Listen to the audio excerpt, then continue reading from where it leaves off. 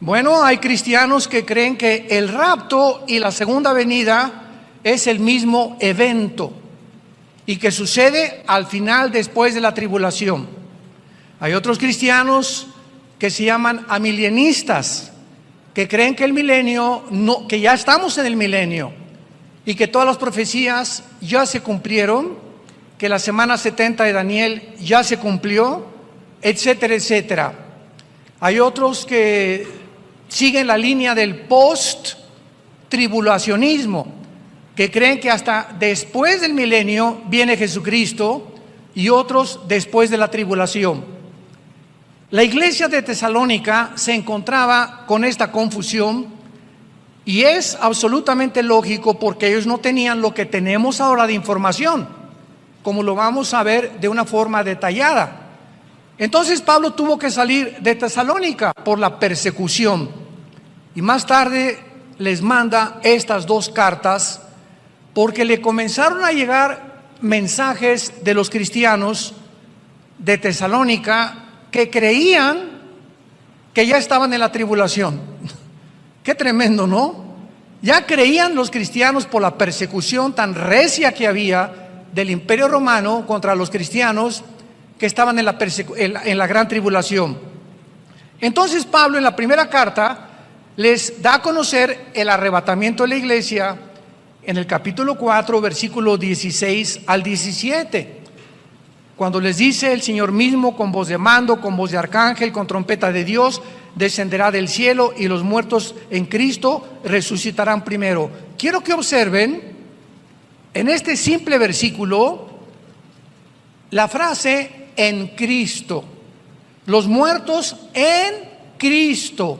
Siempre que tú veas en el Nuevo Testamento, tú como un buen estudiante de teología y de la Biblia, la frase en Cristo, que se repite muchísimas veces en la carta a los Efesios, significa los que estamos injertados, unidos, amalgamados en el cuerpo de Cristo mediante el bautismo del Espíritu Santo. Como dice 1 Corintios 12:13, todos hemos sido bautizados por el mismo Espíritu en el cuerpo de Cristo. En otras palabras, cuando tú recibiste a Cristo como tu Salvador, en ese momento naciste de nuevo, sin que tú ni siquiera lo hayas experimentado o sentido. Lo creemos por fe. Ha habido una resurrección de tu espíritu dentro de ti a la vida espiritual, porque antes estábamos muertos, separados de Dios espiritualmente.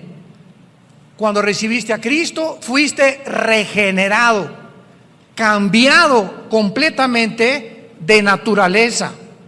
Fuimos transportados en ese momento de un reino a otro reino, del reino de las tinieblas al reino de la luz admirable de Jesucristo, como lo dice Colosenses capítulo 1. Y en tercer lugar, fuimos bautizados con el Espíritu Santo en el momento de nuestra conversión, no después, porque por muchos años vamos a ver las iglesias. Pasen aquí al frente los que quieran ser bautizados con el Espíritu Santo. Entonces la cristiandad se dividió en dos. En otras palabras, se estaba dando a entender que hay cristianos que son cristianos, pero había otros cristianos que les faltaba algo. Eres cristiano, pero te falta una experiencia que necesitas tener, que es el bautismo del Espíritu Santo.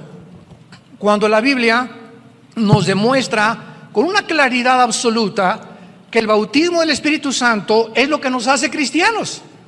¡Qué barbaridad!, ¿no? Y se comenzó a enseñar porque se convirtió en una tradición, porque la mayor parte de las iglesias, sin haber estudiado profundamente esto, y basándose desde luego en algunos versículos, nada más del libro de los Hechos, cuando el libro de los Hechos no es un libro doctrinal, es un libro narrativo que narra la experiencia o la transición entre el judaísmo y el cristianismo. Es un libro que nos muestra de qué forma los apóstoles que eran judíos, Cristo fue judío, estaban completamente confundidos porque las promesas eran para Israel.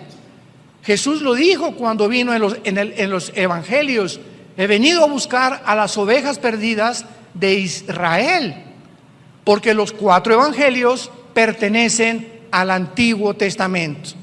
El Nuevo Testamento comienza en Hechos 2 con el bautismo del Espíritu Santo y el nacimiento de la iglesia.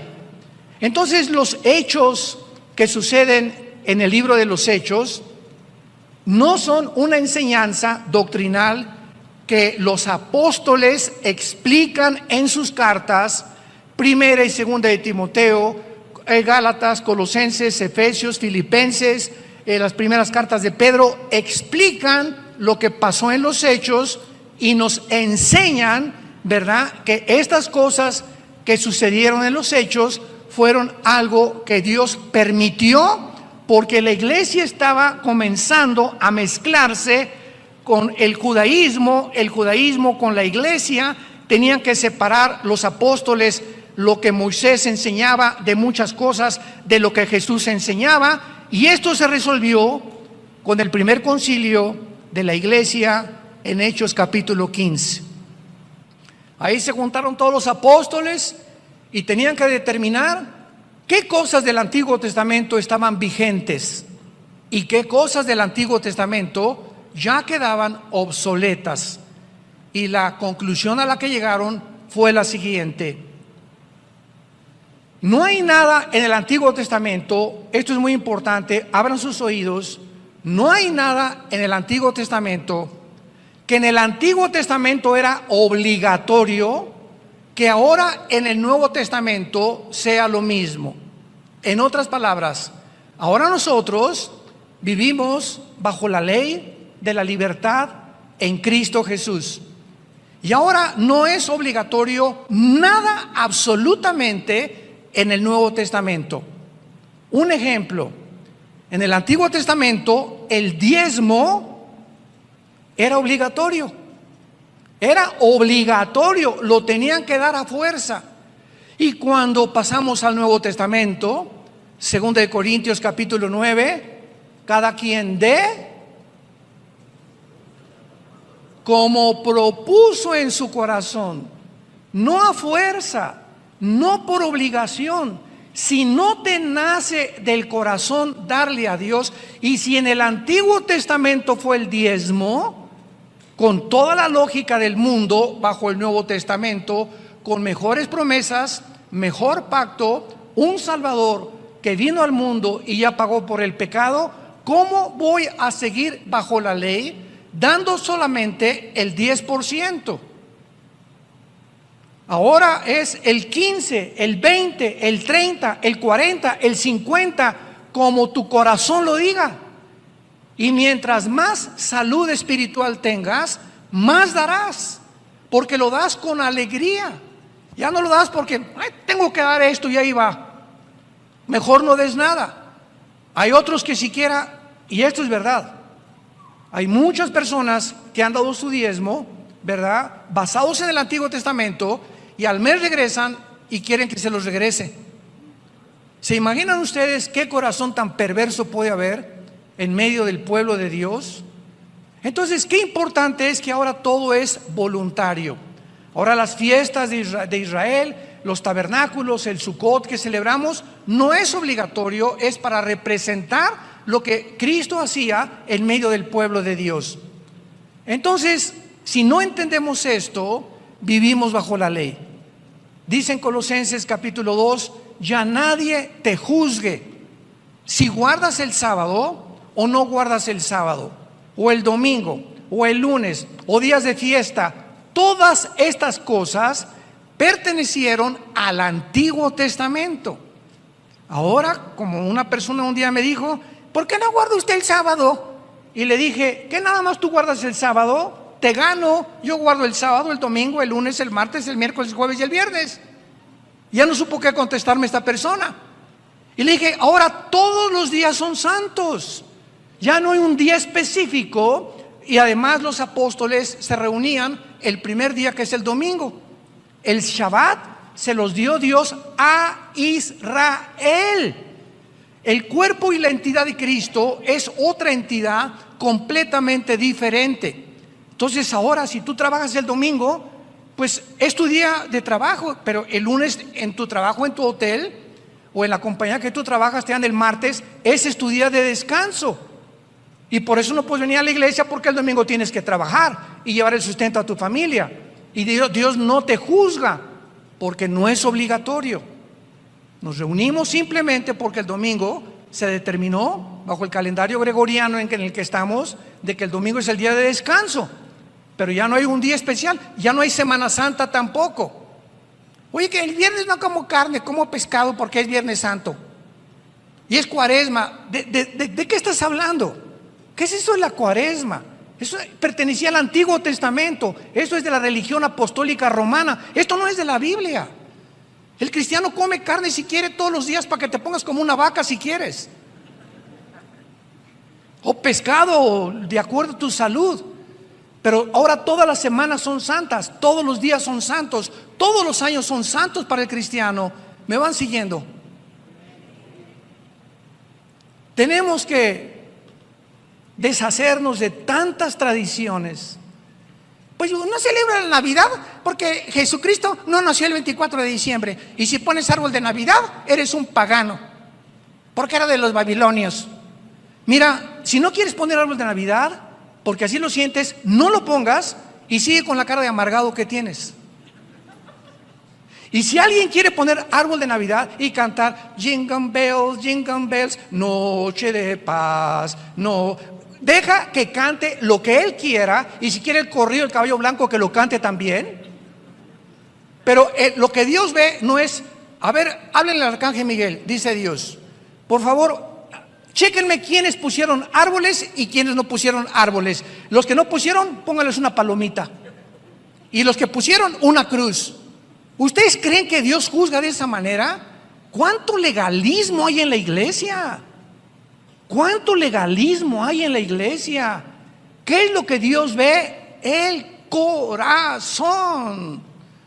El gozo y la paz que tengas en el Espíritu Santo. El reino de Dios no consiste en comida, en bebida, qué comes, qué bebes. Es el gozo y la paz que tú tengas en tu relación diaria con Jesucristo, lo que Dios ama y lo que Dios busca de nosotros. No si te pones falda o no te pones falda, si tienes un tatuaje o no tienes tatuaje. Como me dijo una vez un señor, ¿verdad? Pues yo no me tatúa. ¿Y la panza que tiene de Santa Claus qué? No, pues miren nomás la hermana en qué fachas vino a la iglesia. Espérame tantito, es una pobre ex prostituta que tiene una semana llegando a la iglesia y todavía no sabe cómo vestirse. No juzgues. ¿Ya viste cómo se pintarrajeó? Parece Cleopatra. Y tú no sabes las razones que se encuentran detrás de esa persona, que a lo mejor tiene 2 semanas y no ha aprendido cómo poder vestirse, cómo maquillarse de acuerdo a la cultura que ya Cristo quiere que nosotros tengamos. Que no atraigamos la atención sobre nuestro cuerpo ni nuestra cara tampoco. Entonces tenemos que crecer y madurar santos de Dios. Tenemos que entender qué es lo que Dios ama, qué es lo que Dios busca, qué es lo importante ante sus ojos, y dejarnos ya de tantas tonterías que ya, por el amor de Dios, si tienes 5 o 10 años en Cristo, tienes que crecer y madurar.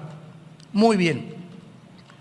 Entonces, cuando Pablo dice en primera de Tesalonicenses 4:16, los muertos en Cristo resucitarán primero, esto significa la primera lección que vamos a aprender. En el rapto de la iglesia, o en el arrebatamiento de la iglesia, como le quieras llamar, los únicos que van a resucitar son desde Pentecostés hasta nuestros días. Todos los que estamos en Cristo, en el cuerpo de Cristo. Antes de Cristo, Israel no estaba en el cuerpo del Hijo de Dios. Dice Efesios capítulo 2 que ahora Dios ha unido Israel y la iglesia, y ya no hay griego, judío, italiano, mexicano. Ahora se formó un nuevo hombre. Este nuevo hombre, este nuevo cuerpo no existía antes de la cruz. La iglesia era un misterio que el apóstol Pablo lo explica en Colosenses, en el capítulo 3 del libro de los Efesios, en Romanos capítulo 16, los últimos versículos. La iglesia era un secreto escondido antes de la cruz, que nadie sabía que se iba a formar un cuerpo en la persona del Hijo de Dios. Cristo en el Antiguo Testamento era conocido como el ángel de Jehová, no como un ángel artículo indeterminado, sino como el ángel de Jehová. Entonces la iglesia es la que se va en el rapto. Muy bien, ¿qué pasará con los que murieron desde Adán hasta Pentecostés? O sea, antes de Pentecostés hasta Adán hubo millones, ¿verdad?, de santos justificados por la fe, como Abraham, etcétera, etcétera. ¿Cuándo resucitarán ellos? Ellos resucitarán de acuerdo a Daniel 12, del 1 al 3, después de la tribulación, en la segunda venida de Jesucristo. Y observamos entonces que las resurrecciones tienen un orden. Hay un orden. Dios hizo un orden en el universo. Dios es el Dios de orden. Dios no quiere que nada haya fuera de la armonía. Una gran sinfónica, imaginémonos un saxofón fuera de tono. En una alabanza, una guitarra fuera de tono. En un coro, un hombre con una voz, con una tesitura que no le queda a una muchacha, que no le queda, cantando en otra tesitura, desentona absolutamente toda la alabanza, toda la sinfonía. Todo es un orden. Imagínate tu cuerpo. Nuestro cuerpo funciona si hay orden entre mi estómago, mi hígado, mi páncreas, mis pulmones y mi mente. Y si en mi mente no tengo paz, y si en mi mente no tengo estabilidad, si no hay una tranquilidad en mi alma, mi cuerpo no puede estar sano. Y qué interesante que la mayor parte de los médicos en el mundo han descubierto que la enfermedad del siglo XXI, que causa casi el 70% de las enfermedades mentales y físicas, es el estrés. ¿Ustedes creen que es coincidencia que todo este año pasado y parte de este año nunca han habido más suicidios, divorcios, problemas mentales de los niños, de los jóvenes, como en el Japón, que se suicidan 2, 3 al mes, jóvenes menores de 18, 20 años de edad, drogadicción, por todo lo que el mundo ha atravesado con la famosa pandemia que hemos todos vivido? Qué impresionante que lo que ha enfermado más al mundo ha sido el miedo. El miedo es el arma favorita de Satanás.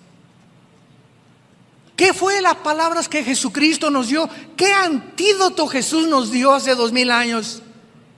Que precisamente lo que necesitamos en el siglo XXI: mi paz les dejo, mi paz les doy. Shalom. Shalom. Resucitando los discípulos que iban al camino de Emaús, se encuentran con Jesús, no lo reconocen, y lo primero que les dicen, Lucas 24, Shalom. Shalom es la palabra perfecta en el hebreo, porque implica paz, seguridad, esperanza, bienestar y salud. Cuando tú tienes paz, Hay armonía en todos tus órganos dentro de tu cuerpo. Y si tú tienes algo que comience a disfuncionar y comienza a afectar las demás partes de tu cuerpo, es lo que se llama, estás enfermo. Entonces, ¿qué es lo que nos enferma? La desarmonía que existe dentro del cuerpo humano, porque algo causó esta desarmonía dentro de tu cuerpo.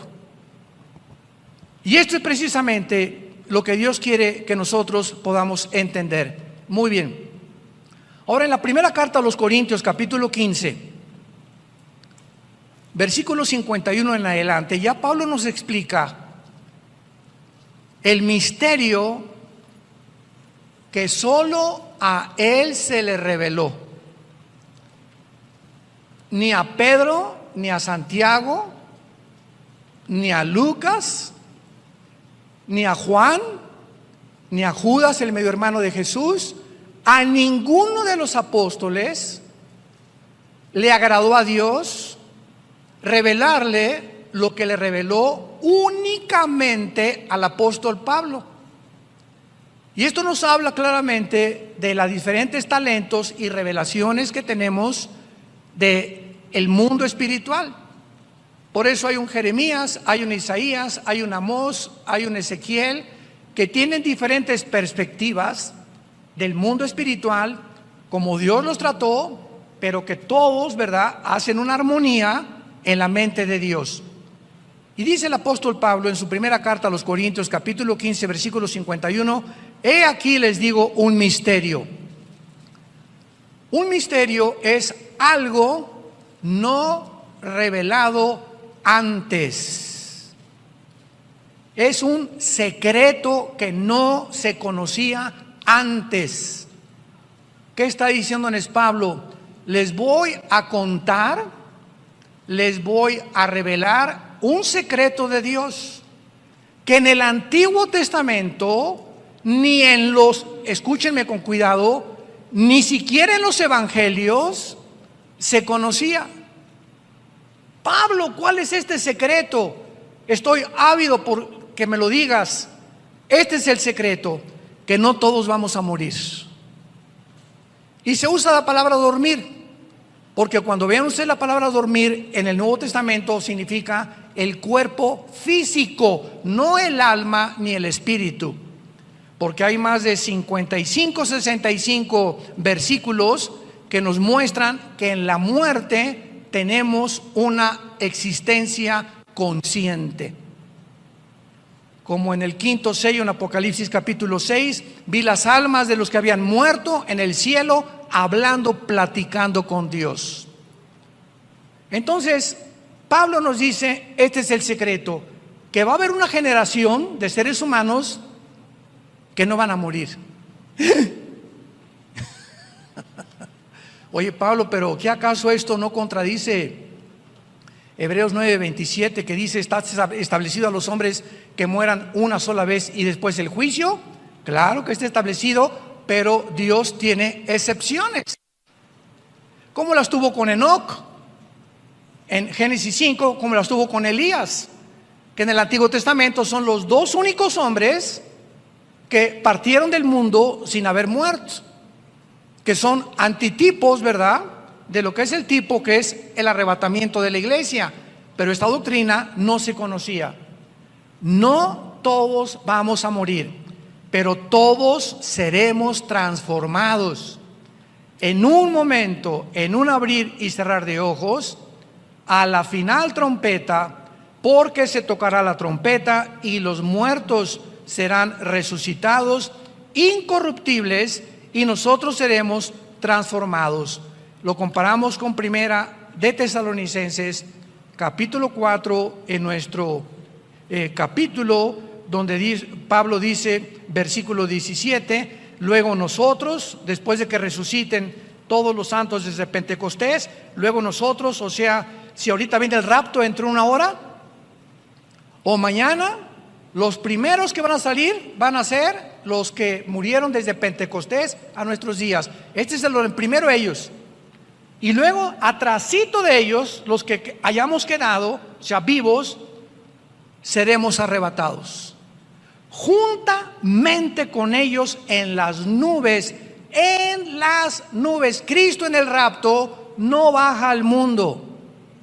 Cristo en el rapto no baja a juzgar al mundo.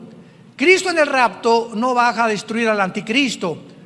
En la segunda venida, Zacarías capítulo 14, en la segunda venida Cristo baja y pone sus pies en el monte de los olivos, donde se va a hacer un valle como una forma de cruz, y viene con nosotros a establecer su reino milenial. En el rapto nos saca del mundo y en la segunda venida viene con nosotros después de los 7 años de la tribulación. Entonces, si estamos ahorita manejando o comiéndote tu torta entre 2-3 horas, o mañana estás en Chapultepec corriendo, etcétera, etcétera, y viene el rapto, la ropa de todos nosotros se cae en el suelo, con la cosa que traes aquí en la boca. Y vamos a desaparecer millones de personas sin que el mundo tenga una explicación. Pero habrá millones de personas que eran cristianos, entre comillas, profesantes, que van a venir aquí al Salón Le Crillon y no van a encontrar a nadie. O van a encontrar a otros como ellos, que venían y estudiaban y asistían a la iglesia, pero nunca fueron nacidos de nuevo. Nunca tuvieron una relación personal con Jesús. Nunca ganaron a ninguna alma. Nunca le hablaron a nadie ni a su familia de Jesucristo y de su muerte en la cruz. Sus vidas nunca cambiaron ni fueron transformadas. Eran religiosos. Este hecho, pues, es el que Pablo explica en la primera carta a los tesalonicenses. Y nos brincamos al capítulo 5 de la primera carta a los tesalonicenses. Y vean ahora cómo el orden de Pablo es lógico y de qué manera tan profunda nos revela el Espíritu Santo los acontecimientos o los eventos de acuerdo al calendario de Dios. Pero acerca de los tiempos y de las ocasiones, no tienen necesidad, hermanos, les está hablando a los cristianos, hermanos, de que yo les escriba. Porque ustedes, ¿quiénes son ustedes? Los cristianos. Ustedes saben perfectamente que el día del Señor vendrá como ladrón en la noche. Pablo introduce una frase que se repite 4 veces en todo el Nuevo Testamento y se llama el día del Señor. El día del Señor, apúntalo, siempre tanto en el Antiguo Testamento como en el Nuevo Testamento se refiere a los 7 años de la tribulación. Veamos rápidamente estas veces que se repite el día del Señor. Por ejemplo, en 2 de Pedro, capítulo 3, versículo 10. Pero el día del Señor vendrá como ladrón en la noche, en el cual los cielos pasarán con gran estruendo, los elementos ardiendo serán deshechos, y la tierra y las obras que en ella hay serán quemadas. ¿De qué está hablando el apóstol Pedro? Del final de la tribulación, cuando todo sea quemado para que podamos entrar a reinar en este mundo. Brincamos a Apocalipsis capítulo 1, versículo 10. Yo estaba en el Espíritu, ¿cuándo? En el día del Señor. Muchos creen que aquí Juan está diciendo, yo estaba el domingo, en el día del Señor. Cuando Juan dice, yo estaba en el Espíritu en el día del Señor, él está diciendo, lo que les voy a revelar ahorita, que es todo el Apocalipsis, me fue dado por el Espíritu Santo y yo me encontraba en el tiempo de la tribulación, que es lo que habla todo el Apocalipsis. El Apocalipsis, después del capítulo 4, que la iglesia ya no vuelve a aparecer, menciona 21 juicios, 7 de sellos, 7 de las trompetas y 7 de las copas. 7 por 3, 21. 21 juicios que caerán sobre el mundo de parte de Dios. Y Dios no nos ha puesto, lo vamos a ver después, para la ira. No nos ha puesto para que estemos esperando al anticristo. Nos ha puesto para que seamos consolados esta mañana y sepamos que ya no tarda venir por nosotros. Muy bien. Regresamos a Primera de Tesalonicenses 5 y vemos ya a qué se refiere Pablo cuando dice: ustedes saben perfectamente que el día del Señor vendrá como ladrón en la noche, que cuando digan paz y seguridad, vendrá sobre ellos. ¿Quiénes son ellos? Los que no son cristianos. Ya no está hablando de los cristianos. Vean los verbos. Primero nos habla a nosotros, ustedes hermanos cristianos, pero vendrá sobre ellos, sobre otra clase de seres humanos. Ya no está hablando de la iglesia. Vendrá sobre ellos destrucción repentina. ¿Qué significa que cuando digan paz y seguridad? Precisamente la tribulación comienza cuando el anticristo, como lo vamos a ver en la segunda carta, confirme un pacto por 7 años con los judíos. Daniel 9:27. Y él va a decir paz al mundo, y los judíos, confiados en que les va a permitir reconstruir el templo, que ya casi llega este momento. Entonces, a los 3 años y medio, a la mitad de la tribulación, el anticristo los traicionará y vendrá destrucción repentina. Entonces Pablo está diciendo lo que dijo Daniel y lo que el mismo Señor Jesucristo dijo en Mateo 24 versículo 15: cuando vean la abominación desoladora que habló el profeta Daniel, huyan, escápense de Judá, porque vendrá tribulación como nunca la ha habido antes en el mundo. Vemos que cuando juntamos todas las piezas del rompecabezas y versículo con versículo y unimos varios libros, podemos trazar la palabra de Dios, trazándola como el Espíritu Santo quiere que la tracemos. ¿Qué cosas son las sectas? Son grupos que sacan un versículo u otro pasaje sin tomar en consideración las demás partes de la Biblia y forman doctrinas falsas, como la del sábado, ¿verdad? Hay cristianos legalistas sabáticos, como los mormones que te dicen que somos dioses todos y que Cristo no fue Dios, como los testigos de Jehová que no creen en el infierno. Y así cada secta usa un versículo y te lo pone así en la cara, y cuando tú conoces la Biblia les enseñas y les dices lo que le dijo Satanás, lo que le dijo Cristo a Satanás en Mateo 4 del 1 al 10. Llega Satanás y le dice: está escrito. Vean ustedes al diablo: oye Jesús, está escrito, aquí están los salmos, que dice en los salmos: a sus ángeles mandará para que cuando te avientes del templo no te vayas a morir, o tu pie no tropiece en piedra. Y Cristo le contesta: pero también está escrito. O sea, no me la cites fuera de contexto, porque fuera de contexto es un pretexto. Entonces, esta es la razón por la cual hay tanta gente que cita versículos de la Biblia, pero fuera del contexto. Y es cuando se hacen herejías. Por eso se nos manda a ser diligentes, apasionados por la verdad, para que tracemos bien la palabra de verdad, que es la palabra de Dios. Y dice Pablo entonces: cuando digan paz y seguridad, vendrá destrucción. Versículo 24: mas vosotros, hermanos. Otra vez Pablo vuelve a hacer una grande diferencia entre ellos, los que serán destruidos en el día del Señor, pero ustedes, hermanos, qué importante es esto, ustedes no están en tinieblas para que aquel día los sorprenda como ladrón. O sea, ustedes no tienen por qué estar espantados por el día del Señor, porque somos hijos de la luz. Versículo 8: somos del día, seamos sobrios.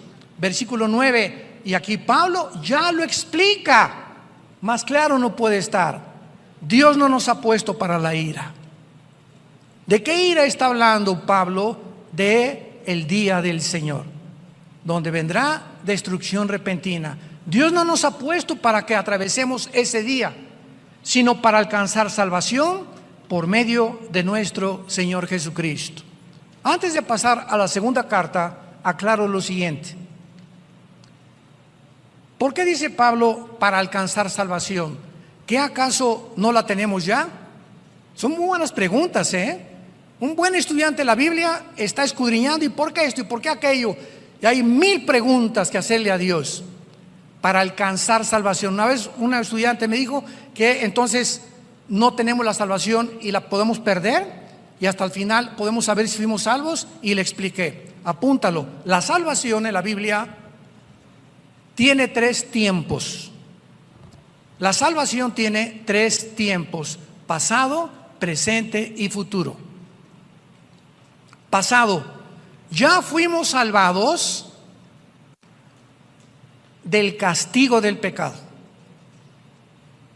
Ya fuimos salvados del castigo del pecado. Esto se llama la justificación.